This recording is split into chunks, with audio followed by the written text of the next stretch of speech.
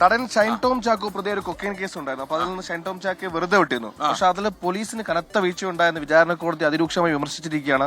അതിന്റെ വിശദാംശങ്ങളുമായി ശ്രീകാന്ത് ചെയ്തിരുന്നു. ശ്രീകാന്ത്, എന്തൊക്കെ പിഴവുകളാണ് ഇപ്പോൾ വിചാരണ കോടതി എണ്ണി പറഞ്ഞുകൊണ്ടിരിക്കുന്നത്? എന്തൊക്കെ പിഴവുകൾ പോലീസിന് സംഭവിച്ചെന്നാണ് മനസ്സിലാക്കാൻ കഴിയുന്നത്? ഏറ്റവും പ്രധാനപ്പെട്ട കാര്യം ഈ ഷൈൻ ടോം ചാക്കോയെ വെറുതെ വിട്ടുകൊണ്ട് ഈ കേസിൽ നേരത്തെ കോടതി ഉത്തരവ് പറഞ്ഞിരുന്നു. അതിന്റെ പകർപ്പ് ഇപ്പോഴാണ് പുറത്തു വരുന്നത്.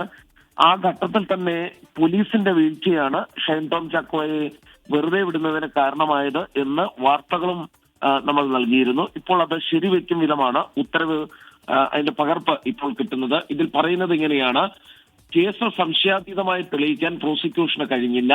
അന്വേഷണ നടപടിക്രമങ്ങൾ പാലിച്ച് പൂർത്തിയാക്കുന്നതിൽ പോലീസിന് വീഴ്ച പറ്റി. പിടിച്ചെടുത്ത കൊക്കൈന്റെ ഘടകങ്ങൾ വേർതിരിച്ച് പരിശോധിച്ചില്ല. ഏറ്റവും പ്രധാനപ്പെട്ട വീഴ്ച അവിടെയാണ് ഉണ്ടായത്.